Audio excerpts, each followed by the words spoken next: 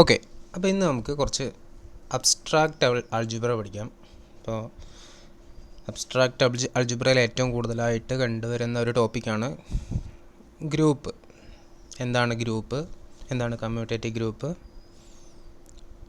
എന്താണ് field, vector space, അങ്ങനെ ideals, അങ്ങനെ ഒരു കുറച്ച് കാറ്റഗറി അങ്ങനെ അങ്ങ് പോകും. അപ്പോൾ എന്താണ് ഗ്രൂപ്പ് എന്ന് നോക്കാം. ഓക്കെ, സോ ഗ്രൂപ്പ് എന്ന് വെച്ച് കഴിഞ്ഞാൽ സിമ്പിളായിട്ട് പറയുകയാണെന്നുണ്ടെങ്കിൽ ഒരു സെറ്റ്, ആ സെറ്റിലൊരു ബൈനറി ഓപ്പറേഷൻ സ്റ്റാർ നമ്മൾ ഡിഫൈൻ ചെയ്യുന്നു. സ്റ്റാർ ഏത് വേണമെങ്കിലും ആവാം, മൾട്ടിപ്ലിക്കേഷൻ ആവാം, അഡിഷൻ ആവാം, ഏത് വേണമെങ്കിലും ആവാം.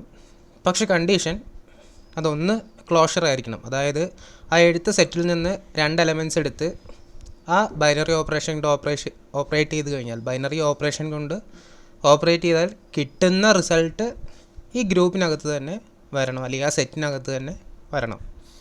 കൂടാതെ ഒരു 2-3 ക്രൈറ്റീരിയാസ് അത് സാറ്റിസ്ഫൈ ചെയ്യണം. അങ്ങനെയാണെങ്കിൽ അതിനെ ഗ്രൂപ്പ് എന്ന് പറയാം. നമുക്ക് നോക്കാം. അപ്പോൾ ഗ്രൂപ്പ് എന്ന് വെച്ചാൽ എന്താ?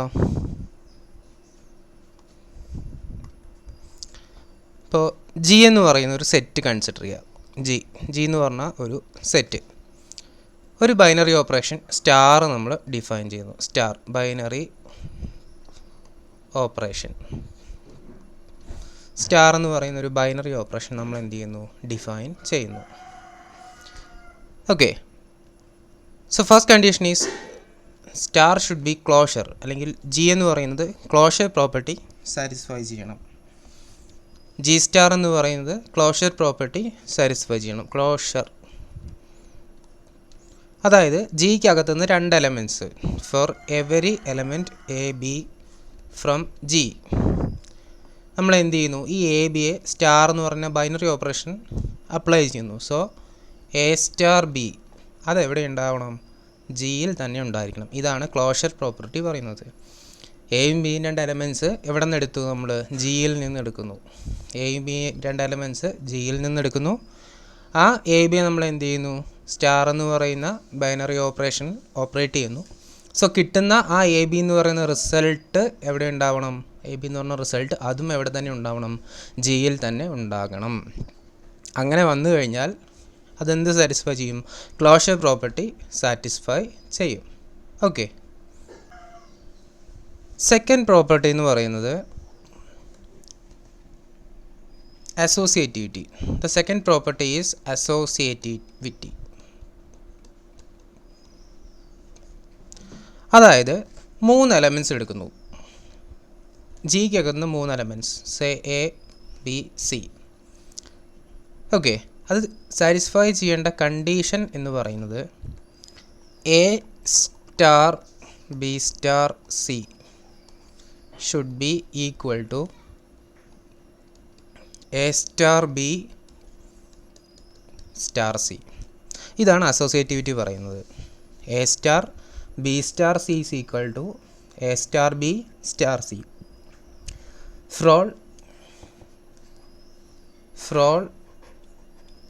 A B C element of G. Okay, മൂന്നാമത്തെ പറയുന്നതാണ് എക്സിസ്റ്റൻസ് ഓഫ് ഐഡൻറ്റിറ്റി.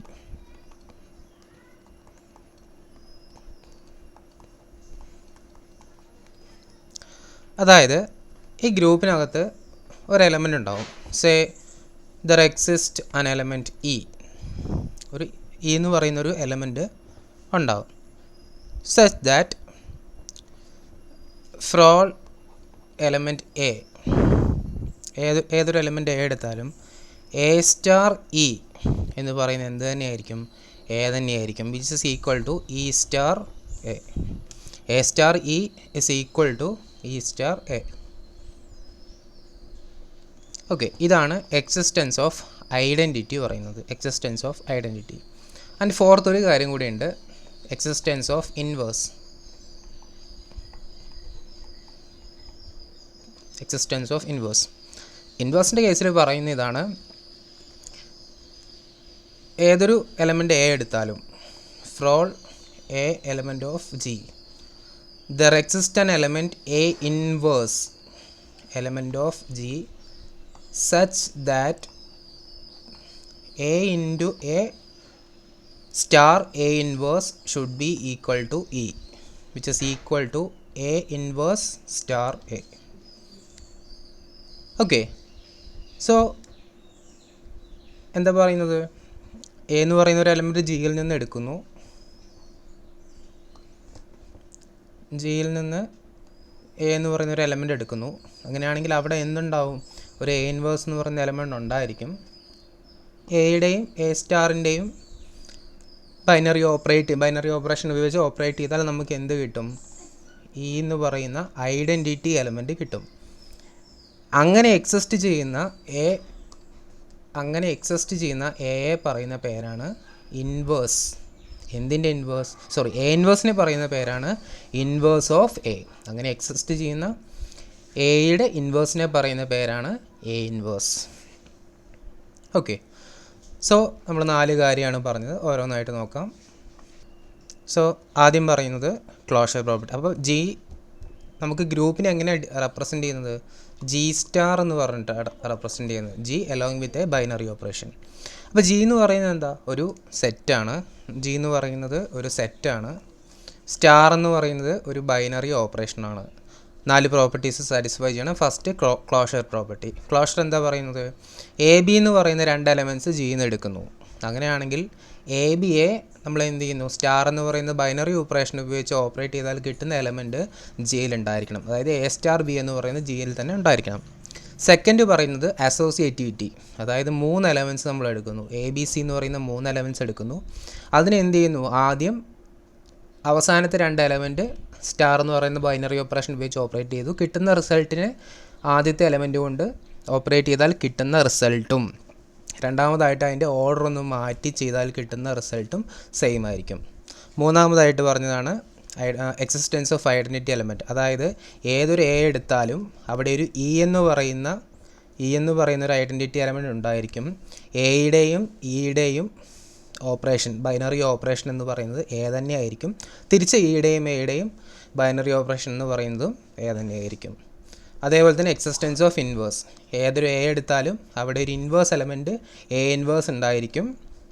ആൻഡ് എയുടെയും എ ഇൻവേഴ്സിൻ്റെയും ബൈനറി ഓപ്പറേഷൻ എന്ന് പറയുന്നത് ഐഡൻറ്റിറ്റി എലമെൻ്റ് ആയിരിക്കും. സോ ഇയെ നമുക്ക് എന്ത് പറയാം, ഐഡൻറ്റിറ്റി എലമെൻ്റ് എന്ന് പറയാം. ഓക്കെ, സോ ഇത്രയും പ്രോപ്പർട്ടീസ് സാറ്റിസ്ഫൈ ചെയ്യുകയാണെങ്കിൽ then we can call this structure G, a group G along with a binary operation G star is called a group. Okay, thank you.